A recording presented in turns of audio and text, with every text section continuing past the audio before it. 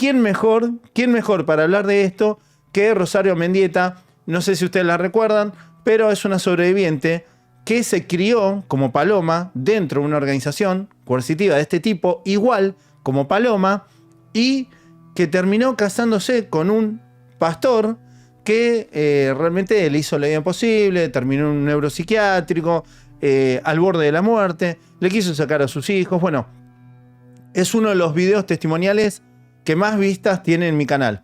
Entonces, yo le dije a Rosario, ¿te animás otra vez a contarle a la gente desde lo doctrinal? ¿Está?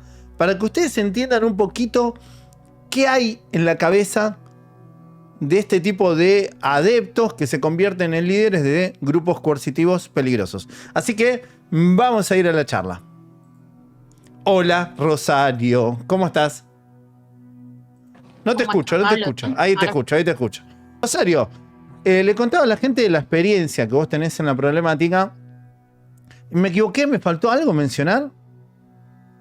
No, básicamente eso. Tuve una infancia muy, muy parecida a la de Paloma. Te diría ¿En que qué te ves reflejada?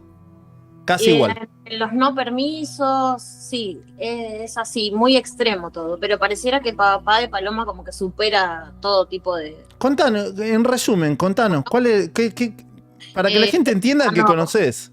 No pasa con todo el mundo, pero simplemente cuando lo viven de forma tan extrema, sí, el adolescente lo sufre mucho porque los permisos son sumamente restringidos, hay castigos. Yo encima creo que hay algo que nunca te conté, que fui a colegio evangélico también. Entonces hice la secundaria, o sea que transité mi adolescencia con educación también de este tipo, y si bien no generalizamos, estamos hablando de casos extremos donde se vulnera, ¿no?, estas cosas, los derechos y demás. Sí me pasó de tener compañeros, por ejemplo, de la edad de Paloma. Yo viví mi viaje de egresados en la primaria, ¿viste? Y de papás que han descubierto que se estaban dando un beso con algún chico en la calle a la salida del colegio. Tengo una compañera que directamente se quedó sin viaje de egresados, una cosa, unos castigos como muy terribles para el desarrollo del adolescente. ¿Qué previsiones tenías? ¿Las mismas que podía tener Paloma? O sea, Sí. ¿qué te decían si vos querías besar a un chico? No, lo mismo, es lo mismo, quizá algunos en mayor o menor grado, pero lo mismo que sostiene Omar, lo mismo, que para Dios hay un tiempo, que hay un tiempo para todo, que hay tiempo que hay tiempo, y cuando no es tiempo, ponete las pilas, entendé que no es tiempo porque no lo es ni lo va a hacer, o sea, no se te va a permitir tampoco. Cosas que por ahí para un adolescente, por eso es tan difícil para la sociedad en general creer que no puede ser, porque de verdad que es muy difícil de creer, porque el adolescente en general, creo que la mayoría de las personas entienden cómo es su desarrollo, siendo profesionales o no, uno sabe que es cosa de adolescentes, uno dice. Bueno, dentro de la iglesia, más en estos casos, no pasa así. No son cosas adolescentes, el pecado es pecado. ¿Y qué podía pasar si tus padres o los líderes te encontraban besándote con algún chico que te gustaba de la afuera? No, de la fuera peor que peor, pero sí, la persecución era bastante grande. De hecho, a mí me pasó, una vez estuve en un cumpleaños, creo que tenía, no sé, 12, 13 años, y se nos ocurrió la terrible idea de jugar a la botellita. Fue terrible. Después se enteraron los líderes, hicieron una reunión con cada uno, una especie de liberación. Estoy hablando de plena pubertad, ¿me entendés? Cosas que son sumamente inocentes, que uno vive constantemente con culpa. A veces hablo con gente que se ha criado así como yo y nos reímos, que hemos podido salir de esto, de ese extremismo. ¿Sí? No estamos tocando temas de fe, pero que hemos podido salir, de entender cómo funciona. Y nos reímos porque decimos, no podíamos disfrutar ni siquiera, no sé, los cumpleaños de 15, era como estar a escondidas, ¿me entendés? Estar, no sé, bailando y pensando que esto que menciona Omar todo el tiempo de la segunda venida podía ser en ese momento, y si pasaba en ese momento, listo, nos íbamos todos al infierno, ¿viste? ¿Te agarraron en algún momento? ¿Te llegaron a castigar de alguna forma? Y de forma física no, pero sí, por ejemplo, en la rutina de la iglesia, donde se entregan premios, ¿viste? Donde viste a Paloma siendo chiquitita, pasando a predicar, todas esas cosas, por ahí sí se suelen cortar. Tampoco me llama la atención demasiado que hay un momento de aparente rebeldía que está viviendo Paloma y que no se la ve sirviendo tanto en la iglesia, ¿no? No, y no solo eso. En el día de ayer me enviaron un video. Bueno, el día que el pastor borró. Lo vi todo, estaba desesperada porque no podía reaccionar porque no lo vi en vivo, pero vi cuando yo había visto en vivo la entrevista del vecino Juan cuando contó lo de Paloma y el pelo y el cambio de colegio y esas cosas son totalmente habituales. Bueno, acá me están llegando. Bueno, me está llegando un nombre. Ahora lo vamos a buscar más tarde. Un pastor que estaría involucrado en toda esta trama. Bueno, la cuestión es que. No, y en la entrevista que le hicieron mencionaron un pastor que se comunicó con ellos, ¿no? Adivina de dónde es el pastor. Siempre hay una mosquita que viene acá. De Asiera. ¿Viste Asiera? Bueno, ¿vieron que cuando ganó Milei él dijo que no había plata para nadie? Y de la manga, bueno, que cancelaron todos los planes, no le dieron comida a los comedores. Sin embargo, de la manga sacaron 900 millones para darle a Asiera. Asiera es la asociación que reúne a las grandes iglesias evangélicas, pentecostales. Bueno, ellos dicen que no son, que son. Bueno, se juntan y son muchas organizaciones grandes. No voy a decir que todo Asiera está lleno de organizaciones coercitivas, porque sería generalizar y yo no generalizo, pero sí creo que más de una de ellas debería ser investigada.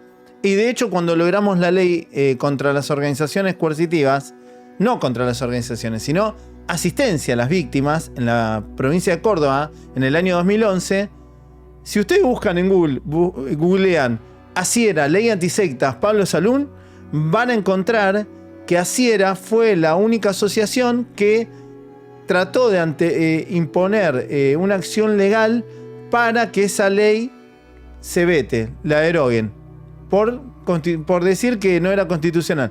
Cualquiera, porque la realidad es que la ley hablaba de asistir a víctimas de organizaciones coercitivas, pero ellos se ve que tenían la cola de paja y se metieron. Bueno, en este caso el pastor que está nombrado, ya me lo mandaron, el nombre y demás, ya sé quién es, lo vamos a googlear más tarde y qué raro, tiene vinculación con el gobierno actual, así era. Pero bueno, decime, Rosario, vamos a hablar de la teoría de los demonios y cómo encaja el perfil en esa teoría. Vamos a aclarar algo. Nosotros no estamos diciendo que este matrimonio terminó con la vida de estos chicos. No lo podemos decir, no lo podemos afirmar porque no nos consta, pero sí estamos viendo cosas que denotan que hay persuasión coercitiva. Cuando hay persuasión coercitiva, hay abusos, hay sometimiento, hay ese tipo de delitos, por más que sea intrafamiliar. Por lo cual, Rosario me hablaba de una teoría de los demonios. Contale a la gente. Haya sido el papá o quien haya sido, de estas cosas hay que hablar. Se tienen que saber estas cosas, porque también el lugar era muy peligroso y cabe todo tipo de teoría, porque el lugar estaba lleno de todo, ¿no? También está investigada la comisaría, etcétera, etcétera. Pero está bueno poder hablar de la realidad que estaba viviendo Paloma, por qué llegó hasta ahí y cómo es que nos llama tanto la atención para mí este discurso de Omar, que pareciera hasta que él se inculpa solo, como que nos da la sensación que se está inculpando, que en realidad no sé si se inculpa, no sé si fue él, no lo sabemos, pero él está como obsesionado. Está obsesionado en querer tapar algo. Y no sabemos si está obsesionado en querer tapar un crimen. Pero lo que sí está obsesionado es en querer tapar por todos los medios que se pueda llegar a filtrar que los chicos habían tenido o estaban teniendo o querían tener relaciones sexuales. Es una obsesión que tiene. Entonces es como que termina siendo sospechoso, ¿me entendés? Su actitud. Pero no es extraño, siendo en el ambiente en el que él se mueve, no es extraño, de la forma que él piensa. Cuando está en Crónica dando a estos demonios que vos me preguntás, está dando una entrevista, creo que está dando la entrevista en el mismo momento que transcurre el velorio de Paloma, porque él da esa entrevista mano a mano con Crónica, luego de la conferencia de prensa que fue en la sala velatoria.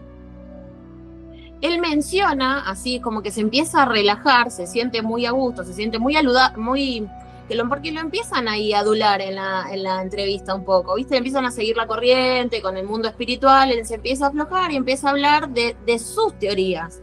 Y esto es lo que yo te decía la otra vez, que estas iglesias así tan pequeñas, tan celulares, en estas doctrinas son más peligrosas, porque si hay un organismo detrás, si hay un fichero, no deja de ser una doctrina que uno puede respetar y hay cosas en las que tiene que estar alerta, pero cuando se habla de un pastor así independiente, que uno le llamaría trucho, es peor aún porque él baja como doctrina mambos personales, obsesiones que él tiene, les da un formato espiritual y lo transmite a quienes está formando espiritualmente. Viste que él libra gente del mal, la misión de su canal es librar gente del mal, y menciona dos demonios que no tienen pero nada que ver, son dos figuras de la mitología medieval, que encima lo dice mal, se nota que es algo que él investigó de forma personal, con la obsesión sexual que tiene, pero sexual en el punto de pecado, ¿no?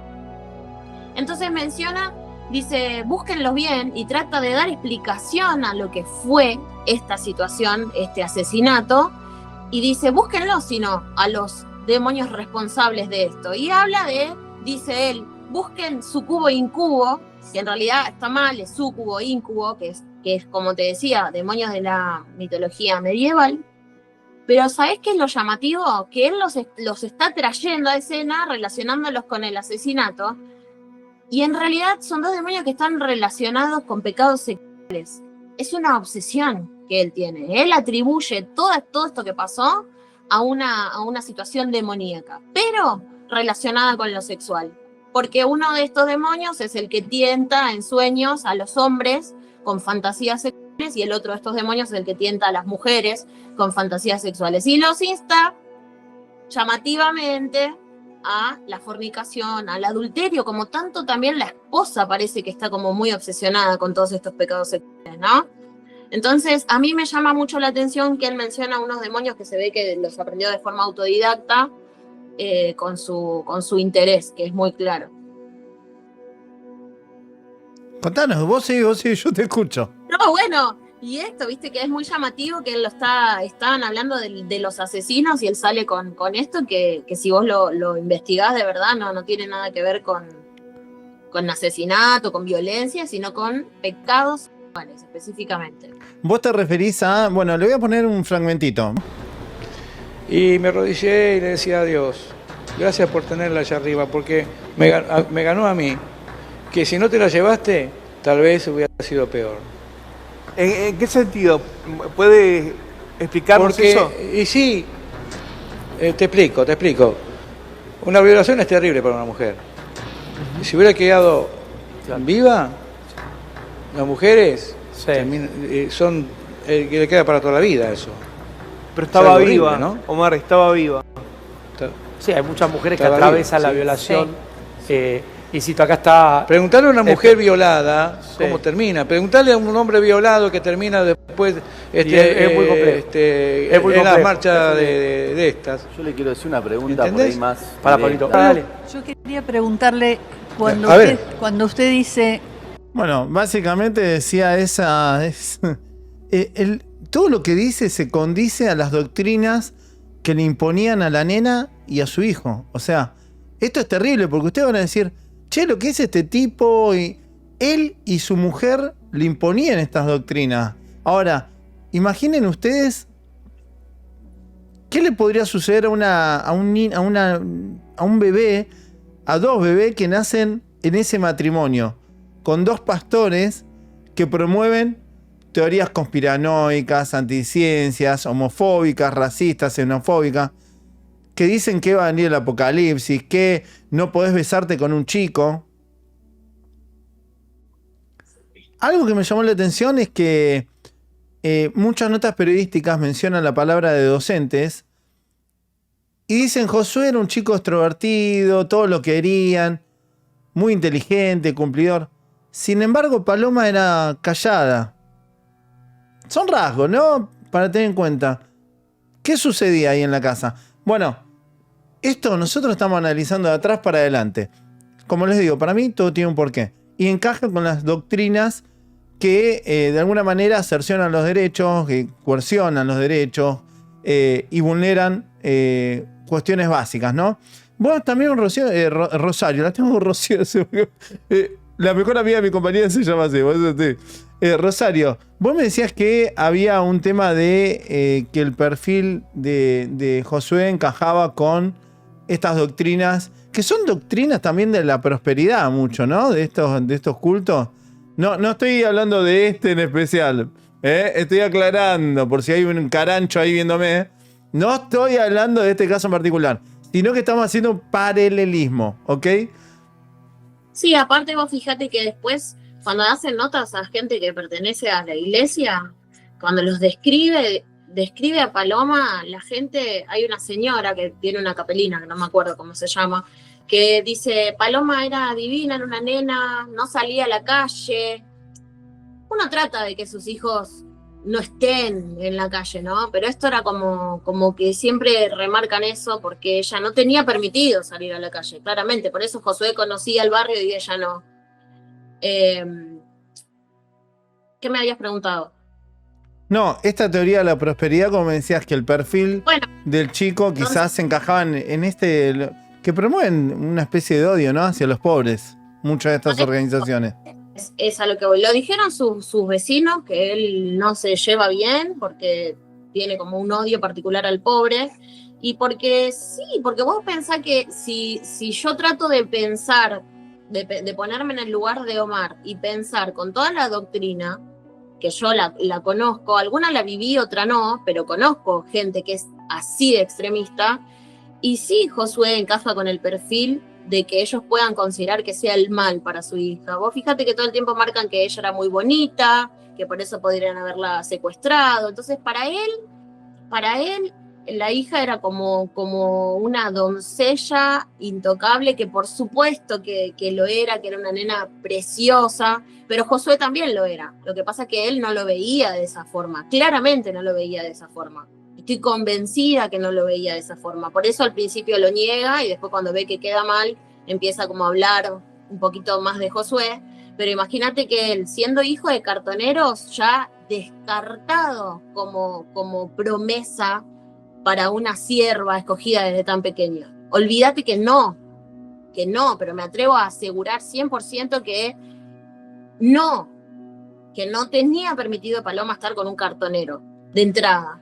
Y después, también era un chico que no pertenecía a la iglesia. Entonces, viste, él estaba en la calle y el papá habla de la familia de Josué, no habla mal, pero si vos prestás un poquito de atención, es como que habla con una cierta superioridad, como que los quiere integrar, viste, como que él es el que yo les dije que lo hagamos juntos, ellos no quisieron, como si fuesen de más abajo, ¿me entendés?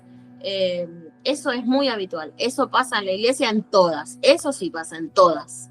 ¿Qué pensás cuando dice, en un momento en la nota de crónica, en la del que mencionaste luego de la conferencia de prensa, él dice, pero ¿para qué fueron al descampado?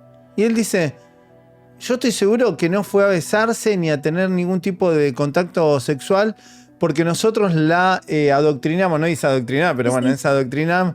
Con mi mujer la adoctrinamos y ella sabe que eso es un pecado mortal, bueno, lo da a entender, y que eso estoy seguro que no. ¿Sabes qué fue a hacer? Dice, seguramente ella le contó esto a Josué y el tipo fue re contento porque le gustó lo que le contó. Lo voy a poner. Momento. Sí. Paloma, yo te digo, entendió el terreno espiritual Paloma cuando le expliqué todo esto y empezó a experimentar, empezó a entender la diferencia en caminar sin entendimiento del mundo espiritual, y cuando descubrió esta maravilla de lo que somos nosotros, descubrirse a uno mismo, empezó a andar ahí. Se lo compartió con el chico y el otro emocionado se fue a un lugar tranquilo para hablar de tema. Inclusive si hacen oraciones, buscan la presencia de Dios, el Señor lo llena de su gloria. Yo le voy a hacer una pregunta. Sí, me dale. gustaría a ustedes que Dios Dale, Dios pregunta, haga su vida pregunta, en este momento. pregunta yo. ¿A quién le A hace vos la...? te pregunto, sí. ¿A mí me A la haces? Diego. ¿A mí? Dale, te respondo. ¿A vos te parece, Rosario? No, cuando vos pones un fragmento, yo no lo escucho porque te estoy escuchando por el Meet, pero sí me acuerdo de todo, me la reestudié a la entrevista porque es muy llamativo todo lo que dice. El pastor dice que él, bueno, la tenía leccionada junto a la mujer y que ella sabía que no iban a hacer nada.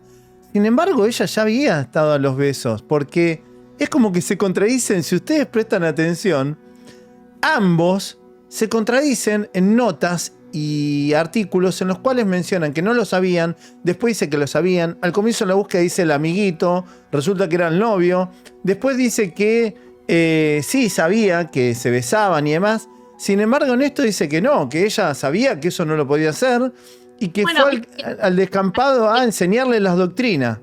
Como que uno está todo el tiempo diciendo qué es lo que están queriendo tapar, que los termina convirtiendo en sospechosos, te decía, pero en sí pareciera que él tiene una obsesión con tapar que la hija sea mancillada, su honor, ¿me entendés? Cuando el día que encuentran los cuerpos y salen a hacer el vivo, se nota que salen a hacer el vivo para explicar que no estaban yendo a un descampado a tener relaciones. La esposa dice, hay gente que los vio yendo de la mano, caminando, él la frena y le dice, no es verdad, eso no es verdad.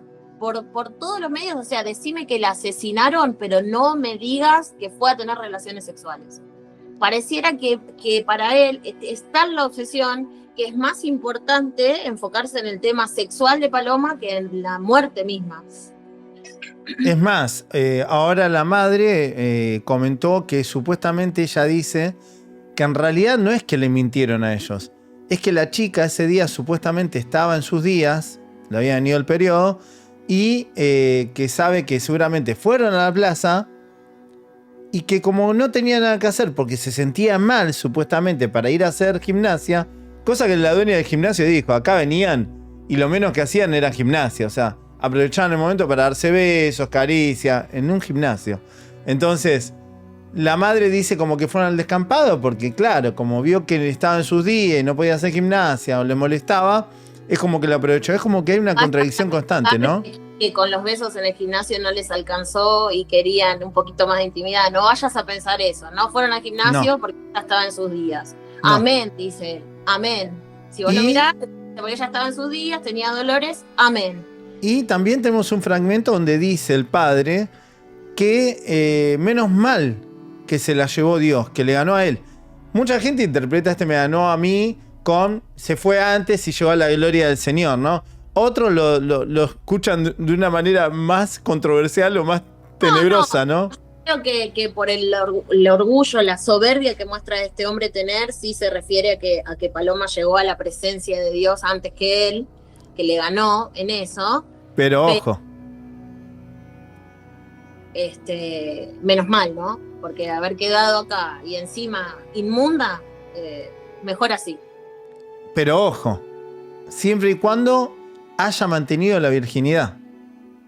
Porque él asegura de que su hija, al ser virgen, en el cielo lo reciben con honores a los vírgenes. Sí. Y da detalle de la sexualidad de su hijo.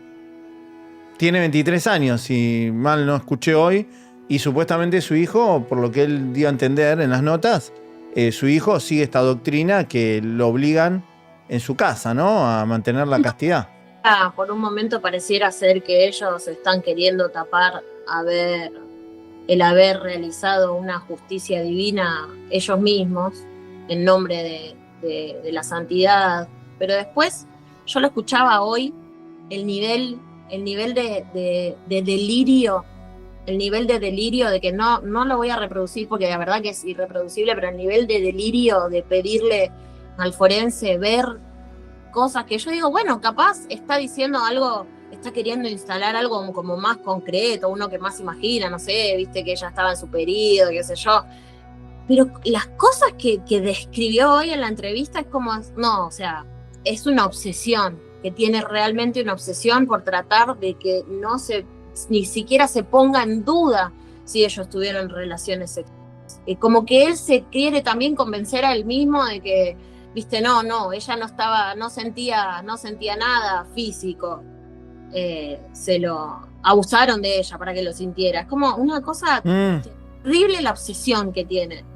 Sí, porque, bueno, en la entrevista la vamos a ver ahora en un ratito. Dura bastante, vamos a ir salteando porque igual en realidad fue tipo un monólogo, porque la mujer que es psicóloga, una psicóloga medio rara, ¿no? Porque la he escuchado decir cosas terribles y en su Facebook tenía cosas terribles, que la realidad que yo no la recomendaría ni siquiera como docente, sinceramente. Si vos me decís, esta mujer va a ser docente de tu hijo, yo, ¿sabes qué? La saco de ahí. Porque la realidad que... Pero ¿sabés qué pasa? Probablemente ella como psicóloga, que no me consta, y docente, quizás ella en el ámbito secular en donde se movía no exigía. Vos fíjate que ella lo que dice es que el peor pecado es pecar sabiendo que es pecado. Entonces, como que tienen una mirada muy compasiva. Quizás ella estaba en la escuela y ve que los pibes mundanos se besan, no quiere eso para la hija, pero no es que se lo... Igual habla de castigos. ¿Y qué habla de castigos?